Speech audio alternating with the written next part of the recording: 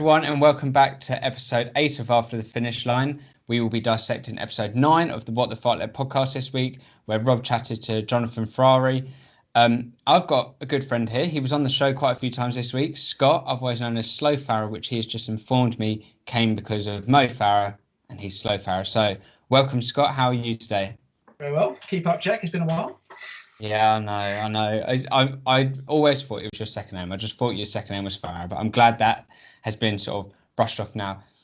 Anyway, you've got a little bit of Jack this week because I obviously wasn't on the podcast, so this is your weekly fix of Jack, as you will. Missed you. I know, I'm always missed. So, on the podcast this week, Scott, the lads spoke about parkrun. Obviously, I know a long time ago we thought it'd be back, then it wasn't back, then it was going to come back, then the junior parkrun came back. Unfortunately, R1 has sort of been put back a little bit. So, parkrun, did you do any yourself? Are you looking forward to it coming back? Can you see why it's been delayed? And do you think it will come back at the end of June, or do you think we're going to have another delay? What's sort of your views on it? Well, I have to confess, I've not done loads of parkruns due entirely down to laziness because I don't like getting up so early on a Saturday morning. I love the concept of it. I think it's brilliant. I think it should get a lot more credit than it does.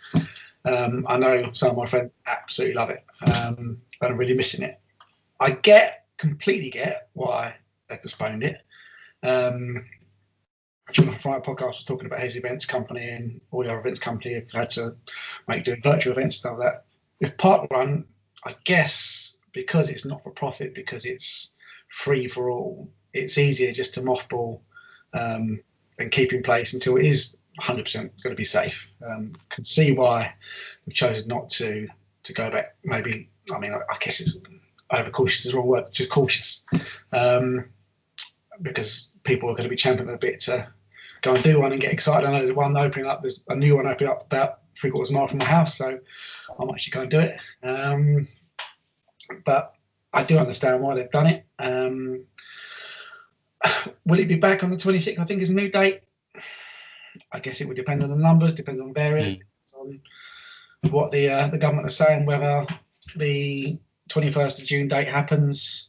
If that does, I guess they will open it up. And the other thing, of course, is the landowners and the permissions, which looking at their Instagram today, I think it's like 61% have said yes now, which obviously is good. But I know they said in the podcast as well about sort of London, I guess other big cities being the issue when you've got a lot in a small space.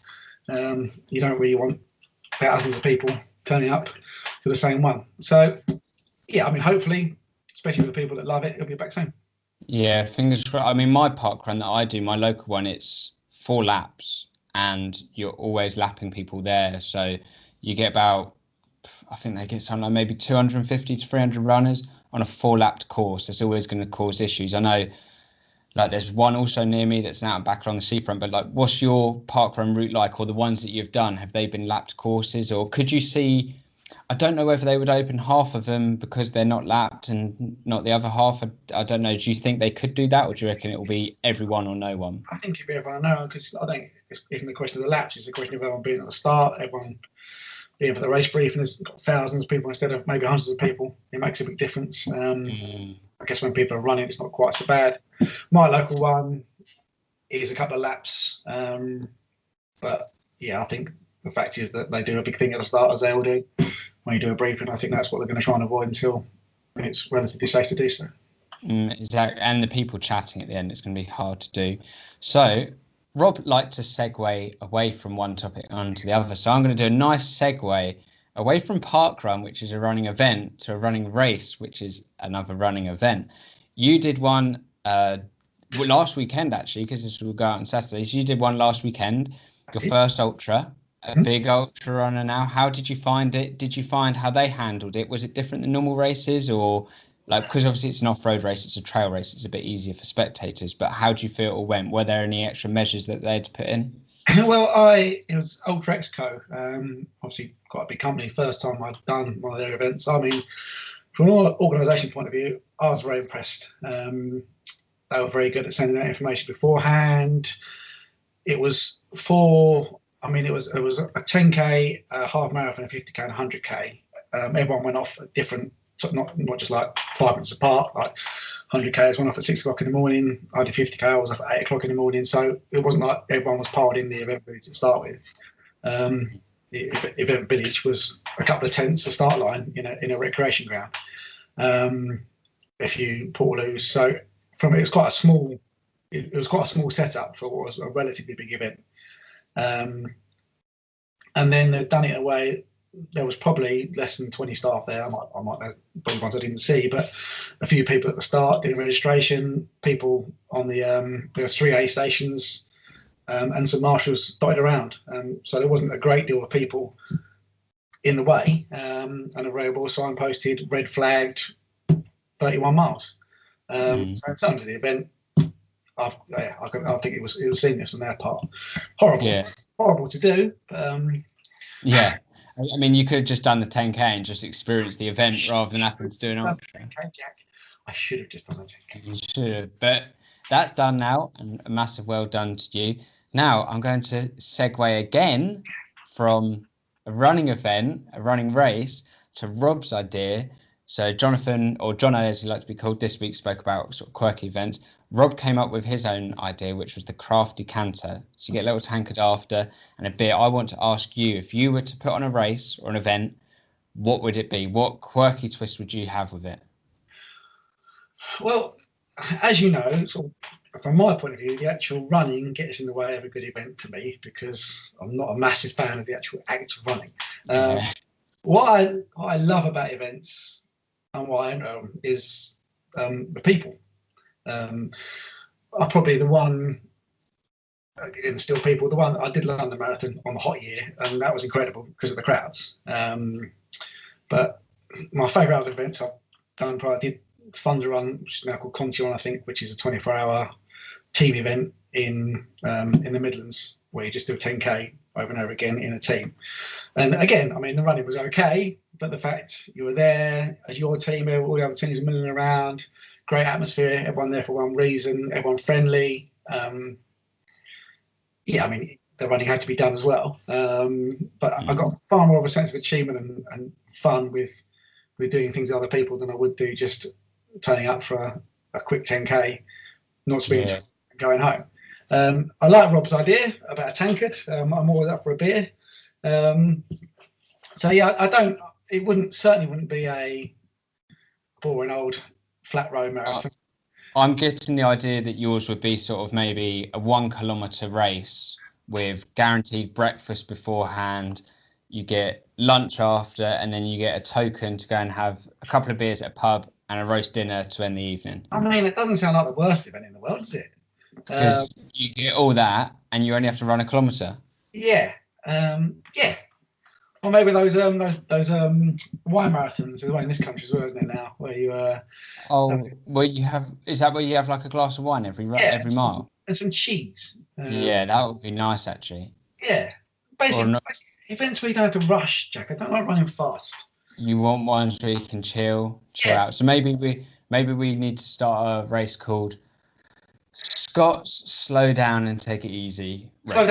Slow down snack. Yeah. We get that sorted. So before I let you go, I'm going to ask you one question, or technically another segue, one last segue, because we just spoke about food. Your pre-race go-to meal, what would you rather have, pizza or pasta? Annoyingly professional, pasta. I did once have pizza and it didn't end well. It didn't start well. The race didn't start well on the back of a greasy pepperoni. Oh no! So it's normally pasta. So you'll probably go. Well, I must say, not many people are on the pasta boat. Most people say pizza. It's a rare nod to being professional. With a sensible head on, you're saying pasta. Yeah. Cool, brilliant. Thank you so much for coming on, Scott. And if anyone wants to follow your journeys on your next ultras, I'm saying that now, where do they find you on Instagram? Slow Farah, SLOWFAIH. Perfect. Mo Farah's long lost brother, as I found out. Slow fat white brother, yeah. And on that note, we will go on because Rob's got a couple of quickfire questions with Jono Ferrari, our guest this week. So thank you very much, Scott, and I'll see you in a bit. Thank you, Jack. I hope you guys are enjoying this week's episode of After the Finish Line, and I really hope you're enjoying this week's podcast, which went out on Thursday, featuring my chat with Jonathan Ferrari, who is back with me today for some exclusive additional quickfire questions. Jono, how are you feeling? Are you ready for this?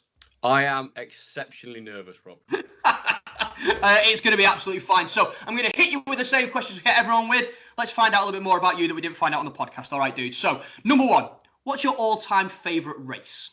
Okay, all-time favourite race would be, I was very fortunate to go to Kitzbühel in Austria. You know what? And it was less about the race. It was more the fact that I got to take my dad on a road trip to Austria and stay in a tent with him. Worst race prep ever. Most amusing story. World's worst race support assistant. And many stories of him helping the Swedish triathlon team into their wetsuits. And not me. Not helping me and waking me up at 5 o'clock in the morning to do the pots on race day. But hysterical. Fun-filled event. Brilliant. Okay, what about parkrun then? If you're a parkrunner, what's your favourite parkrun route? I do. Well, I'm gonna have to say from a local point of view, it would be Nornbury Hall as my favourite local parkrun, just because I grew up there. But favourite parkrun that I've probably done was Dalby Forest. I really like that one. Me and the wife go up on New Year's Eve often to Whitby, and when we can, we get to do that, and it's just nice because I'm on holiday, so it feels good. Yeah, lovely. And but both incredible venues, actually. I've done them both as well. And yeah, both really nice parts of the country. Okay, so what is your go-to pre-race meal? What do you use to fuel the night before a big run? Oh, right. So that's changed as I've moved the world to ultra and probably got a bit of better diet. But I definitely will go for my multi-sport pre-race food before I probably knew anything about diet. And it was 100% Cocoa Pops and beetroot. Okay. Not at the same time, I presume. No. So it would be beetroot juice and Cocoa Pops. This was in the early days of racing, where basically beetroot juice is a known performance enhancer, as is sugar, and Cocoa Pops are like 90 grams of carbohydrate. I didn't really know I was lactose intolerant at the time. It would explain many things. I've learned a lot since then, and now it's boring. Now it's just like yogurt and crumpets, but way more fun and lively is Cocoa Pops and beetroot. Great combination. Don't try it. I was going to say that is a tip and a half. Okay, so what's the one piece of running kit that you cannot live without? Right, so not at the minute because I've had a haircut, but I a year and a half of hair. So for me, it's a hat, some form of hat to stop my hair going into my eyes to be able to run and to retain it. I start to look like Coco the Clown after a while. It's for me, it's probably a hat at the minute. Happy days, I can run hat free, but I always have one in reserve. And then normally gloves, actually, probably for my Reynards. That's probably more important. Yeah, no, I love a pair of gloves. Are you a cap or a beanie guy? I guess it depends on the weather, doesn't it? Yeah, so beanie would be a preference, but not in the summer. And then if I can, I don't wear a hat. So that's probably the worst answer I could possibly have given. It's much more essential. Gloves are more important to me. We'll retract and we'll pop gloves in. There we go. Right. Okay. So next question: do you prefer running in the morning or in the evening? Evening, 100%. Because in the morning, when I possibly can do, I will be asleep. Sleep is the most important thing for athletes ever. I think. Well, not necessarily counts as a lie-in, but evenings for me all the way. Cool. Okay, what about, I think we learned this. I know the answer to this based on the chat from Thursday's podcast, but do you prefer running in the searing heat or the pouring down rain? Searing heat, absolutely. It's the only time my body works is in high temperatures, really. So absolutely. No, not even a question on that. Perfect. And what is your pump-up pre-run song? What's that song at the start line that's going to get you that PB, that's going to get you going? Right, so there's two things for this. If it's a short race, I'll probably go with Thunderstruck, which is always a popular. I think it's because it comes from our events, and it's literally on every single event of ours about 40 times. And then the other one now, which is far more mellow, because obviously it's ultra running and everything's calm. So I am very specific. Is it Music for a Found Harmonium by Penguin Orchestra Cafe? There you go. I'm amazed that I remembered the title. Brilliant, yeah. Bring the nerves down almost, rather than get your adrenaline up. Jelly, anything a bit random, like anything that brings a smile to my face. It's a little bit random and calming. If I set off a Thunderstruck and Ultra, I'd last 5 miles and then that'd be done. Yeah, exactly. Yeah. What about the last 45? Okay, so last but not least, then, what is the one piece of advice that you would give to a new or aspiring runner? Right, little and often. That's it. Anyone that's starting out, the biggest thing we see from problems is people either going out too quickly, working too hard, or going too long. Just little and often.